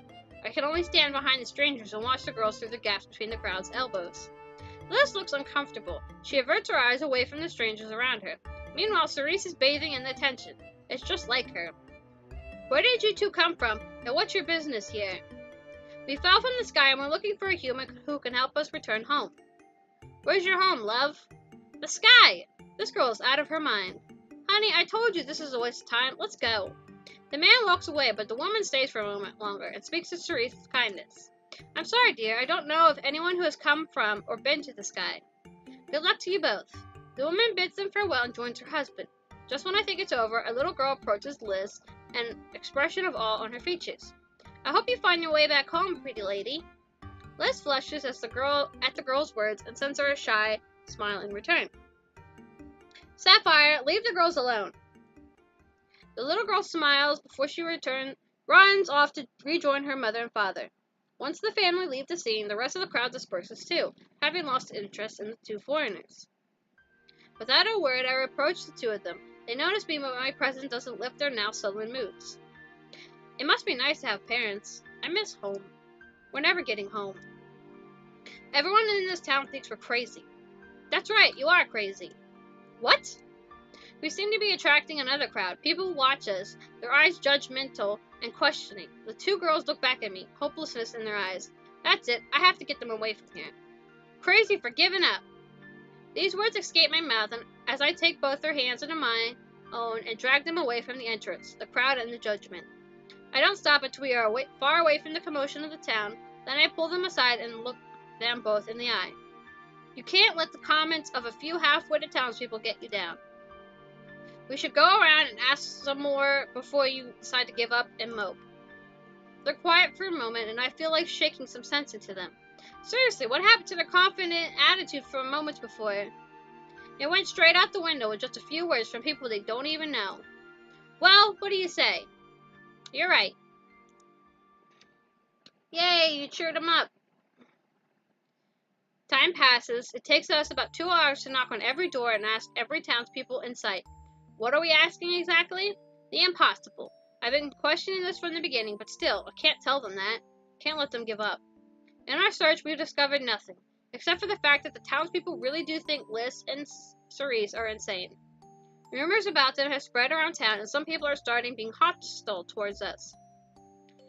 The three of us now stand in the middle of town, disheartened and exhausted. Silence surrounds us, and I feel I have to say something, anything to break it. Don't worry, there's always tomorrow. We didn't mention it earlier, but the moon didn't give us forever to find this person.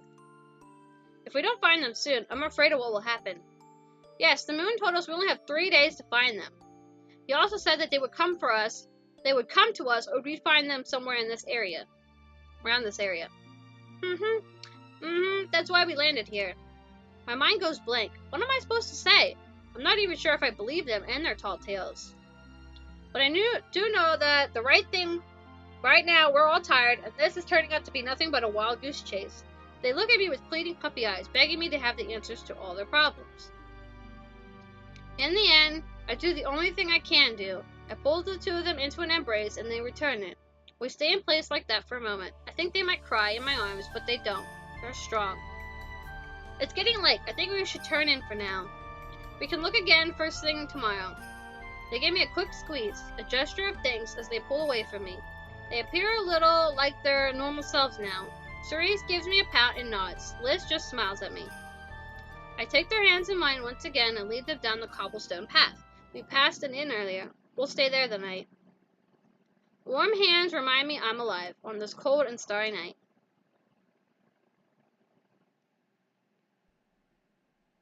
The smell of food and apple cider fills my nose as I step into the inn. It's not crowded. There are only a few people seated at tables in the lobby eating supper. The innkeeper notices us enter. He waves us over to the serving counter, and I approach him, while Cerise and Liz sit themselves down at a table. He sends a friendly smile my way, but it only sends chills of discomfort down my spine. I'm not used to being in the company of men since I never grew up around any. It's not much of a surprise. Welcome, young lady. What can I do for you? My two friends and I would like a room for the night, please. A smile forces its way on my face, and it's the hardest smile I've had to give for days. It makes me realize how easily Cerise and Liz are able to make me smile. Genuinely smile. For a long time, I thought it was impossible. My hunger pains kick in at that moment, and I'm reminded that we haven't eaten all day. So much has happened, I forgot all about the simple daily necessity. Cerise seems to have forgotten about food too for once. Oh, and a hot meal would be nice. As you wish. That'll be 120 silver in total. The weight of silver coins fill my hand as I fish them out of my backpack. Just as I'm about to hand him the coins, realization flashes in my eyes, and he hesitates to take my money. I forgot to mention, we only have rooms with double beds left for the night. Is that okay with you? Only one bed? That means we'll have to share. That's fine. He takes my word for it, and I pop the coins into his outstretched hand. The whole while, I hope he doesn't notice my flushy face. It has nothing to do with this old geezer. Alrighty, here's your key. Your room is upstairs on the right. Take a seat and I'll bring your supper over to you. He hands me a key with a wooden tag to it. I give him a curt nod and thanks and take my leave, glad to get away from him. Liz and Cerise are still seated on their table. They sit side by side, and I take a seat on the opposite side of them. They notice my presence and look up at me, exhaustion clear on their faces. Einar, I don't feel so good. I think I'm dying. My stomach hurts so much. It's called hunger. Real hunger. You haven't eaten all day, Cerise. You're the one who hasn't fed me today. I blame you. What is she, my pet dog now? The thought makes me smile. I have thought of her as a dog, like all this time. Doesn't surprise me. Don't worry, I ordered us some food. Woo! Thanks, Einar. You've been very kind to us, even though we've been such a burden to you. Liz gives me a tired smile, one that makes me want to melt on the spot. Her genuine smiles are too much, especially when they are directed at me. I don't know if I really deserve that kind of gratitude. I'm no hero. Well, I have to be kind to you two, because no one else will. It was easy to tease them. It was the only thing I could think to do in order to lighten the mood. Liz laughs, taking the joke in stride. Cerise just pouts as per usual. Aw, that's no fair. You're so cruel, Einar. The innkeeper comes along with our food. Wordlessly, he plates 3 plates of steaming hot potatoes with cheese and 3 cups of warm milk before us. Thanks, mister. You're the man. The innkeeper blushes at her directness. Thank your friend. She paid for it. Then he's gone. Cerise pats at me and I wait for it. She hasn't thanked me once in the short time I've known her. And trust me, she had plenty of opportunities to do just that. So now I can't help but be excited at the prospect of her thanking me. Einar, thank you for everything. It's nothing. My heart flutters and I try to act casual, but really I'm happy. Both Liz and Cerise's eyes are on me and I can't hide it anymore. I smile at them. Now let's eat. Aw, you 3 are so precious. The 3 of us eat supper in a companionable silence. It's nice. It almost feels like I'm sitting at the dinner table with Mother once again. Small things like this mean so much.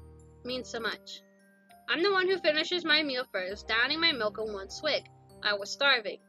Liz and Cerise look down at their half-eaten meals, poking their potatoes with their forks. I can't eat another bite. Me either. At least drink your milk. It'll keep your strength up. The 2 of them giggle together at my words like schoolgirls, and I frown at them. What's so funny? Nothing. No, it's something. It's just, you sound exactly how I imagine a mother to sound. It's true. You're a very motherly person, Einar. My face flushes furiously. They noticed? All this time I thought they were oblivious to it, but it seems I've been caught. Despite my rather cynical nature, I can't help but care for people's well-being. It's a contradiction, I know. One I've learned to live with. It's better than being childish brats like the 2 of you. I guess that means we go hand in hand. You'll never get rid of us now, Einar. We'll follow you wherever you go, like baby ducklings. More like lovesick puppies. What was that? Nothing. It's their line, and they know it.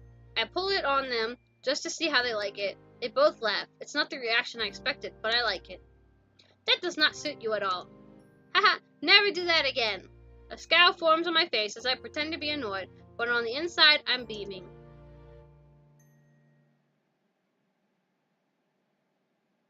We sit together, chattering idly while Liz and Cerise finish drinking their now not-so-warm milk. Hours must pass, but I don't feel the time passing or the world moving around us. Not until it's so late that Liz and Cerise and I are all the only ones hanging around the lobby. All the other travelers have retired to their rooms. Liz and Cerise look like they are about to fall asleep. Liz rests her head on Cerise's shoulder, and Cerise rests her head on Liz's in return. Their eyes are half closed, and in a matter of minutes, they're both asleep. Their breaths slow and even. A sigh escapes my lips as I smile at their sleepy faces. It's careless to fall asleep like that, but it's just like them. I watch them, and allow them to sleep for a little. It would be cruel to wake them so suddenly. They're both exhausted from the long day. It's crazy how much has happened in the last 2 days, and it's stranger how dear they have become to me in such a short amount of time. Yeah, but you just said 2 days, so you got like 1 more day until they have to go back to the sky.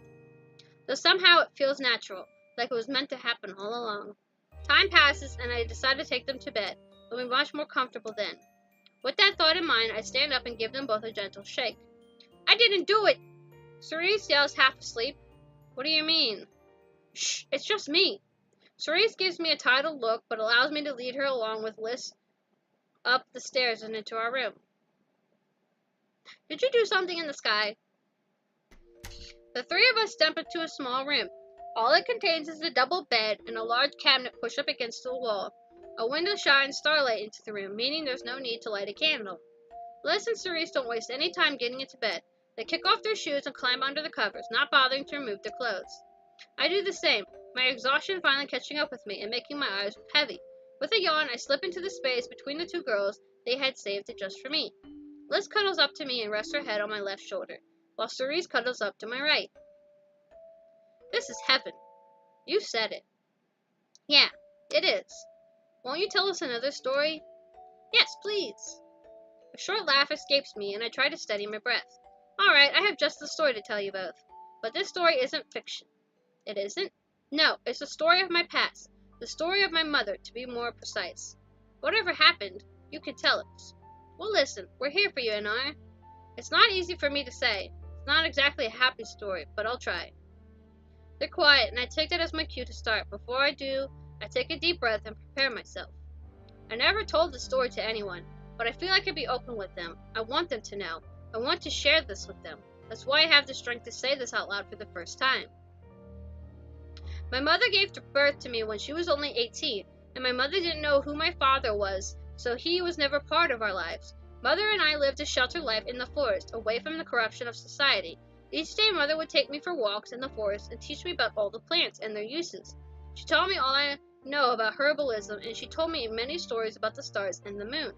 Those were happy times for the both of us, until she grew very ill. I tried endlessly to aid her in her sickness. I would make all kinds of remedies, hoping at least one would help or be the cure she needed. None of them made the slightest difference, and I was losing her fast. In my time of need, I did the only thing I could think of. All my life, Mother had told me stories about the stars, about how they watched over us, so I prayed to them and asked for their help. The prayers I sent them each day were pleas for them to heal my mother and to show me some kind of sign that they were really there, that they were listening. Those months were hard.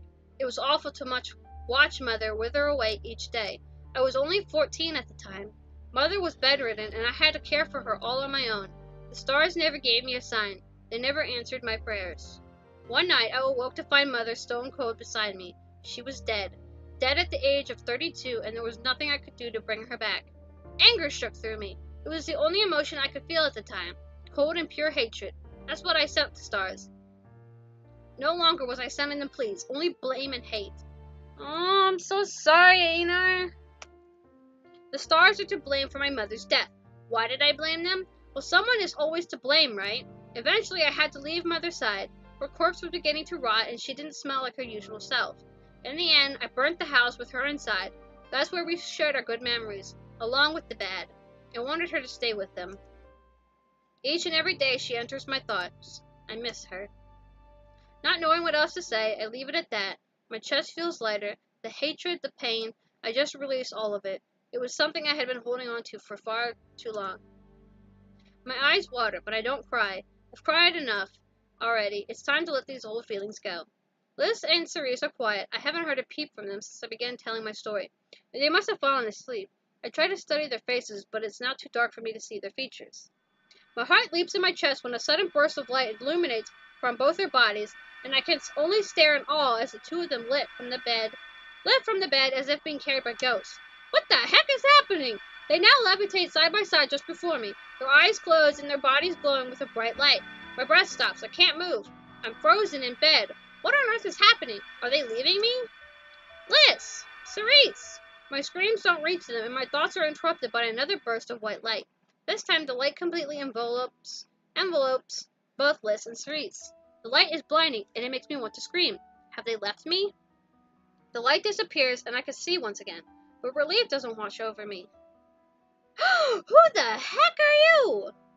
Instead, what I see sends both my heart and mind into shock. Wait a minute, your dress, your hair. You look like Alice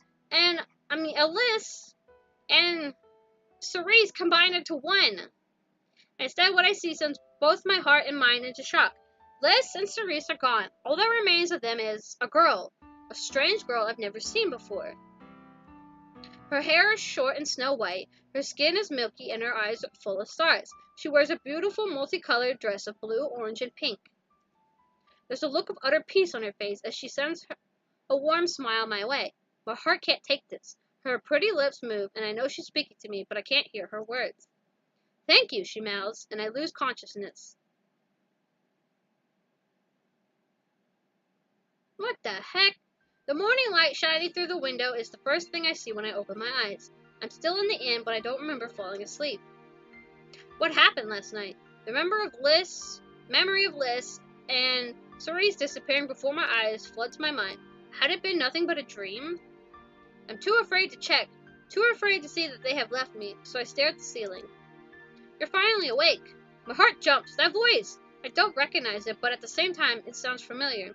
With a deep breath, I bring myself to turn in this direction, and what I see takes my breath away. It's you again. It's that girl. The girl from last night. She sends me a warm smile as if we're old friends. Don't look so shocked. We're friends after all. Friends? Who are you? Ah, of course you don't recognize me. My name is Cerise. I knew it! Where are Liz and Cerise? You're just full of questions, aren't you? Her casualness causes me to frown. There's nothing casual about this situation, and she only laughs. Liz and Cerise, the two of them, they're in here. She says this as she holds a hand over her chest, where her heart is. You mean to say, yes, we are one and the same. When I take a closer look, I can see the resemblance. She has Liz's kind eyes and Cerise's mischievous smile, their white fluffy hair and their pale skin. But how? Well, it's a little complicated, and it has a lot to do with you and your mother. What? Just listen. I know it'll be hard to take, but I'll explain it as best as I can. She's not giving me much of a choice, and I have to listen to what she has to say. There must be some kind of crazy explanation for everything that has happened till now. With a nod, I gestured for her to continue. As you know, the stars are born from the souls of deceased humans. I was born from the soul of your mother. What? But I was born into two halves. You know these halves as Liz and Cerise. The reason I was born this way is because I was cursed. Cursed by you, Einar. Your hatred towards the stars for taking your mother away from you cursed me. In order for this curse to be lifted, both my halves needed to be accepted for who they are by the very person who had cursed them. The night you met my house was the night the moon set them down to find you. They didn't know it at the time, but you were the person they were looking for. You were the one they needed. The only one who could bring my two halves back together. You're the reason I'm here right now. You're the reason I'm whole again. Thank you, Einar. I can't thank you enough for what you've done. Happy tears stream down her face as she smiles at me. She must have been suffering for a long time. I can't imagine what it must have been like living split in two for so long. I'm speechless, but my mind is whirling with questions. I don't understand. Does this mean you're my mother? No, I'm not your mother or any kind of reincarnation of her. I am my own being. I was simply born from her soul. In other words, she's like a mother to me too, even though I never knew her. It wouldn't exist without her death. Does that make us sisters in some strange way? She laughs at this question. We can be whatever you want us to be. This is strange. Yes, but you accepted me as I was before. Surely you can accept me now. Doubt is clear in her voice, like she's afraid of what my answer will be. Of course. To help reassure her, I smile and she returns it. It's just, I can't believe it. Me either! All this time, man. They were two people, but they were actually one person. All the stories Mother used to tell me, they're all true? Yes, they are. Then why didn't the stars answer my prayers? That's difficult to explain. The stars don't have control over who dies and who does not. We can only listen to your prayers. We cannot act upon them. We can only watch over you and guide you, like guardians. Yeah, that's what Mother used to tell me. But I thought if I prayed hard enough, the stars would hear me and save her. I guess I was nothing but a naive child back then. I'm sorry, Einar. That must have been tough. It was the hardest thing I think I'll ever have to do in my entire life. Though it's okay, I can accept it now, and I'm not alone anymore. No, you're not. I'm here for you, Einar. Now that you're whole, aren't you going to return home? Cerise makes a big show of thinking about it. Starlit makes a big show of thinking about it before she looks me in the eyes once again and takes my hand in hers. I'd much rather stay here with you. Yay! If you'll have me. I'd like that. She gives my hand a little comforting squeeze and entwines my fingers with hers. We lay together in silence for some time, just gazing at each other as my mind tries to process everything that has happened. What do you think the future holds for us? We'll just have to wait and see. Oh, I'm so happy! It's strange to think it has been 2 years now. Oh, so we're in the future. It feels like it was just yesterday when I witnessed those two far from the sky. Who knew they would change my life so much, or that they both become the one person I care about the most? Starlit, I can't picture my life without you. The door to our cottage. Oh, you have a cottage? That's awesome! Closes with a thud behind me. We had built it together over a year ago now. We made sure to place it in a good spot, a spot where we could easily venture into the forest like old times. This forest holds a lot of memories for the two of us. It's where we met, after all. Without noticing it, I stand in front of the door, basket in hand, and think back on the past. Come on, slowpoke! It'll be sundown by the time we get back. We get there with this pace. The voice of the person I love pulls me out of these thoughts. Spinning on my heel, I turn and face her. She's just a few feet away, and she smiles at me, a mischievous glint in her eyes. Even though I wait to her face each day, her beauty still stuns me and makes me feel weak in the knees. Hold on, princess. I just wanted to make sure the door was locked before we left our precious home in the hands of the stars. You know how unless they can be, only listen to people's problems, but never doing anything about them. People should learn to deal with their own problems instead of seeking a solution from outside sources. Listen here, girl. Especially such a silly and delusional source as the stars in the sky. My smile vanishes, and so does hers. I know she's only kidding, but I much don't feel like hearing such jokes right now. Today is the anniversary of Mother's death. It's been 6 years now. Can you believe it? 6 years without my mother. I still miss her. Don't take it to heart, sweet. Here, let me carry that for you. She bounds over to my side and takes the basket from me. Then she entwines her free hand with mine. Let's go. I'm sure your mother is waiting for us. She'll be happy to see you. At times, she'll poke fun at me, but when I need her support, she's always there to comfort me. That says more than any cheesy confession of love could ever say. She doesn't have to tell me she loves me. I can see it in the way she acts. That's why I love her. Cerise? Thank you. It's nothing. This is a little inside joke between us. It's what I always used to say when she thanked me back when we first met. With a short laugh, I squeeze her hand lightly, and she squeezes back. Then we walk through the forest, hand in hand, just like old times. The flower field is just as beautiful as it was the first time we came here together. It's just the two of us here, and it feels as if the rest of the world doesn't exist. The two of us sit on a picnic blanket spread out on the grass. I sit with my legs crossed, and Starlit lays on her back, her head resting in my lap. There's a small pile of flowers we picked earlier sitting beside me, and I unconsciously thread them into Starlit's soft hair. I don't even notice I'm doing it until she starts giggling. The sound of her laughter is like music to my ears. What are you laughing at? It tickles. Oh. My heart flutters and I stop, but she whines. No, don't stop. With a sigh, I continue, weaving yet another flower into her hair. Remember when you did this for me the first time? I could tell you really didn't want to, but you did it anyway. Yeah, I was pretty grumpy back then. You still are. A scowl crosses my face and I pinch her cheek. Ow! See? We both laugh. You know, you say the same thing every time we come here. It's an important memory to me. All my memories with you are important. My face warms. She's something special. I can't help myself. I bend down to her face so mine is only inches away from her. Yay! They're so cute together! Ah! When I hesitate, Starlit pulls me in closer. Our lips meet and we share a tender kiss. Every time we kiss, I'm left feeling breathless. I have to pull away and come up for air. Once I do, she smiles at me in triumph, but like she's proud she has this effect on me. At times, I don't understand it. Why does she care so much for me?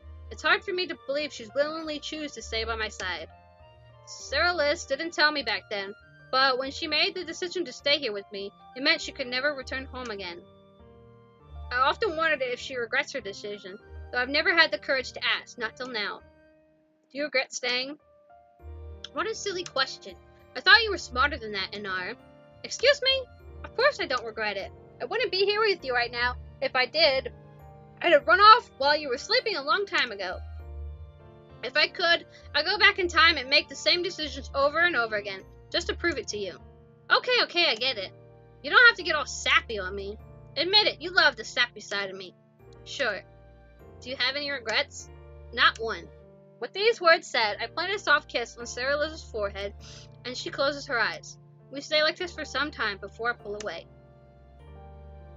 The rest of the night is a blur of light, banter, and tender kisses, and of course, memories of Mother too. Mother, can you hear me? Please know you don't have to worry about me anymore. I am happy, I am not alone, and I can finally let you go. But that's not true, because after you left, you gave me Starlit, and for that, I'm eternally grateful. Oh, it's so cute! cute and so sad at the same time. Oh, and finally it's the end. I'm so sorry this was such a long playthrough. So, this has been Alice Daemon playing Starlit Flowers, and I'll see you all in the next video.